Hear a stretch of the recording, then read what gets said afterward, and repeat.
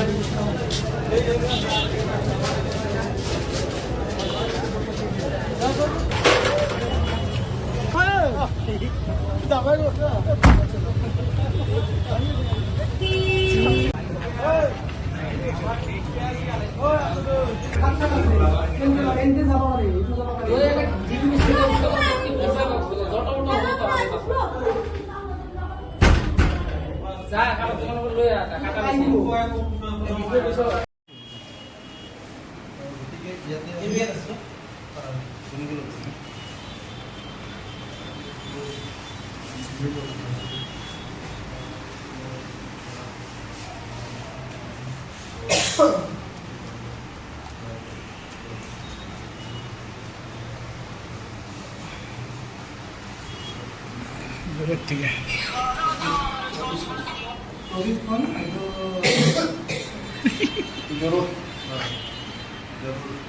করবার সাহস না ভাই, এরকম কাম করে গেলাম ওই যে কেজি ভাঙছে রিসিপশন না, এটা রিসিপশন রিসিপশন সব স্যার সব চাবি রয়েছে,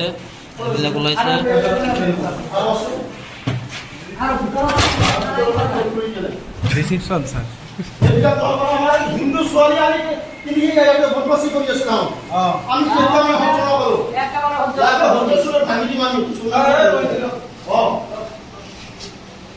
এই মোবাইল কেস মে তো আমার দিকে লাগা আছে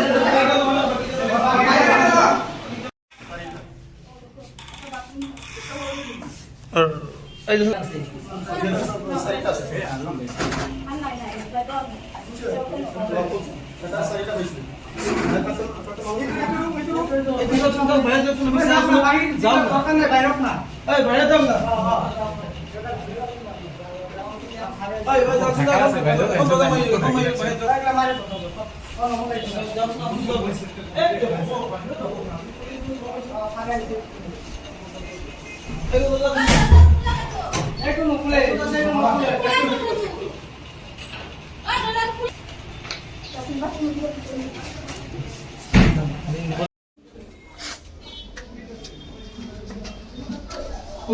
ভিডিও করছো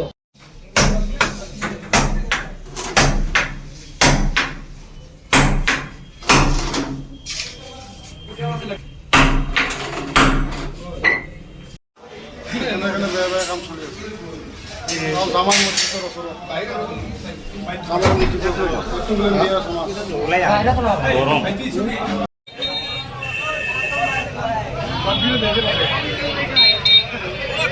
দেরি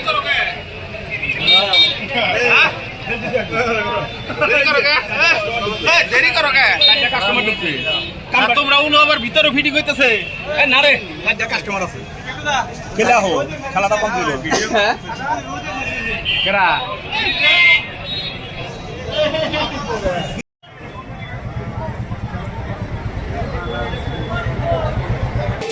জিন্দাবাদ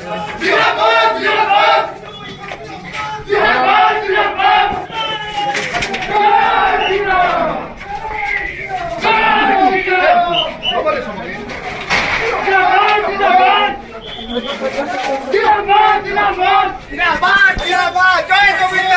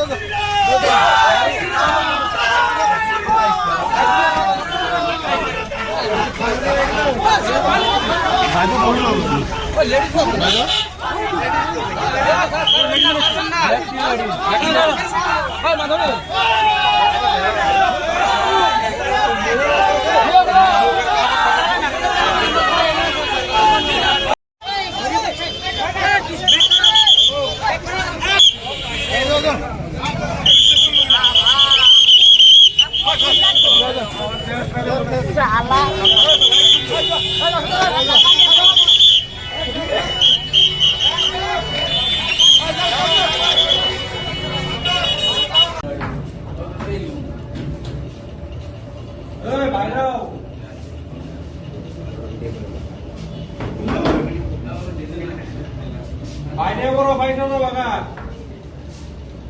পরে মান উঠালে কিন্তু ফাইট হলো বা ওই কি নাটক করি না সাইকেল ফুল না কেউ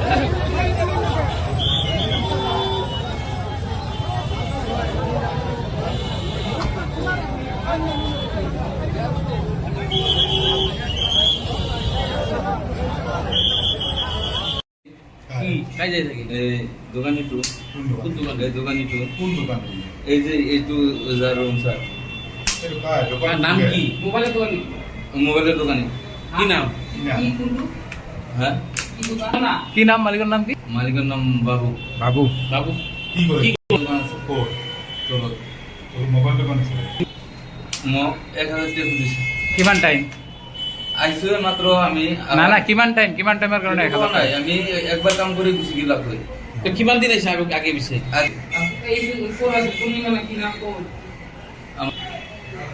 তোমার কি নাম হ্যাঁ তোমার নাম নবীন কি কি গো আমার নাম নবীন রবিন কি অরিজিনাল নাম আমি আজি হিন্দু পৰিষদৰ তৰফৰ পৰা আমাৰ হিন্দু পৰিষদৰ সদস্যই বৰপেটা ৰোডৰ ষ্টেচনৰ জামে মছজিদৰ ওচৰত ৰয়েল হোটেল নামৰ এখন হোটেলত অনৈতিকভাৱে বহুত দিন ধৰি এনেকুৱা মানে ইলিগেল এক্টিভিটিজ হৈ আছে।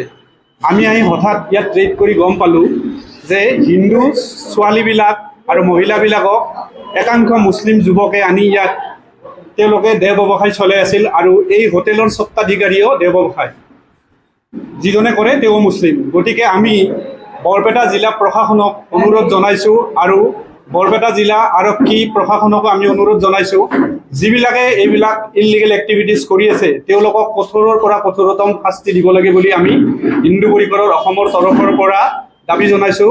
লগতে হোটেলখনৰ মালিকৰ নামটো তাজউদ্দিন এক্স আৰ্মি। গতিকে এনেকুৱা এটা কাৰ্য কৰি থকাত আমি যথেষ্ট দুখিত আৰু হিন্দু বোৱাৰী আৰু যুৱতীৰ সংস্থাপন নোহোৱা হৈ গৈছে এওঁলোকৰ উৎপাতত। গতিকে অসমৰ সন্মানীয় মুখ্যমন্ত্ৰী ডক্টৰ হিমন্ত বিশ্ব শৰ্মা ডাঙৰীয়াক মই অনুৰোধ জনাইছোঁ হিন্দু পৰিষদৰ তৰফৰ পৰা অতি সোনকালে এওঁলোকৰ বিৰুদ্ধে বিহিত ব্যৱস্থা লৈ তেওঁলোকক কঠোৰৰ পৰা কঠোৰতম শাস্তি প্ৰদান কৰিব বুলি। আজি আমি ইয়াত ছোৱালী পালোঁ আৰু ল'ৰাও পালোঁ। ছোৱালী আমি 15জনীমান পালোঁ নেকি ইয়াত, আৰু গতিকে ল'ৰাও পাইছোঁ আমি ইয়াত। আপত্তিজনক যথেষ্ট পাইছোঁ, এইবিলাক কথা আৰু মিডিয়াক ক'ব নোৱাৰি। গতিকে হোটেলটোৰ নামটো ক'লোৱে মই, মালিকৰ নাম। গতিকে তেওঁলোকে যাতে মুখ্যমন্ত্ৰীয়ে এওঁলোকক যাতে কঠোৰৰ পৰা কঠোৰতম শাস্তি দিয়ে আমাৰ হিন্দু পৰিষদৰ তৰফৰ পৰা আমি তেওঁলোকক দাবী জনাইছোঁ। বিশেষ অভিযান চলাইছে। আজি আমি এটা গোপন সূত্ৰক আমি খবৰ পাওঁ, আমি হিন্দু পৰিষদৰ পৰা আমাৰ কেন্দ্ৰীয় সমিতিৰ পৰা উপদেষ্টাসকলেও আহিছে, গতিকে আমাৰ বাক্সা জিলাৰ পৰা আহিছে, আমি বৰপেটা জিলাৰ পৰা চবে তিনিটা ডিষ্ট্ৰিক্টৰ পৰা মিলি আমি আজি এই মানাছ হোটেলত আমি ৰেড মাৰাৰ পাছত চাওঁ যে হিন্দু ছোৱালী কৰিব পৰা আনি ইয়াৰ লোকে দেহ ব্যৱহাৰ কৰে, নাৰী দেহ ব্যৱহাৰ কৰে। তাৰ কাৰণে আমি আজি নাৰী দেহ ব্যৱহাৰ কৰে আৰু ইয়াতে আমি আহি 6-7টামান ছোৱালী পাওঁ, লগতে 2টা ল'ৰাও পাওঁ আৰু লগতে হিন্দু ছোৱালী আছে, মুছলিম ছোৱালী আছে। হোটেলখনৰ নাম মানাছ হোটেল, এইটো নাম ৰয়েল হোটেল, নাম মানাছ হোটেল। মই ইমানখিনি মই গম পোৱা নাই, কিন্তু হোটেলটো যিটো বৰপেটা মালিকৰ নাম হ'ল বাবুল আৰু চাইজুদ্দিন, এক্স আৰ্মি হয়। বাবু আৰু চাইজুদ্দিন এক্স আৰ্মি হয় আৰু চলাই আছে বাবুলে, বাবু আৰু লগতে আৰু 2জন ফজল বুলি নাম আছে। এই যিটো বেয়া কাম চলি আছে, এইটো বাবুৰ নেতৃত্বত চলি আছে। এই বাবুলৰ নেতৃত্বত এই বেয়া ধান্দা চলাই আছে আৰু আজি নহয়, আজি বহুত দিনৰ পৰা এই ধান্দা কৰি আছে, আমি গম পাওঁ। ইতিমধ্যে আৰক্ষী আহিছে। ইতিমধ্যে আৰক্ষী আহিছে, আৰক্ষী গঠাই দিলোঁ। আৰু কেনেকুৱা ধৰণৰ শাস্তি হোৱাটো বিচাৰে? আমি অতি সোনকালে মানে এইটো ক'ব বিচাৰোঁ বৰপেটা জিলা প্ৰশাসনক যে অতি সোনকালে এই হোটেলখন অনিৰ্দিষ্ট কাললৈকে বন্ধ থাকিব লাগে, আৰু যদি বন্ধ নাথাকে তেনেহ'লে আমি হিন্দু পৰিষদৰ পৰা আৰু যদি আমি বেয়া ধান্দা দেখা পাওঁ তেনেহ'লে আমি হোটেল আমি বিচ্ছিন্ন কৰি থৈ গুচি যাম। ইয়াৰ আগতেও মানে ৰেড 2-1বাৰ মাৰিছিল, কিন্তু তাহোঁনে কি কৰে, পইচাৰ দ্বাৰাই কাক বা কি পইচাৰ দ্বাৰাই মাইনাছ কৰি আৰু হোটেল চলায়।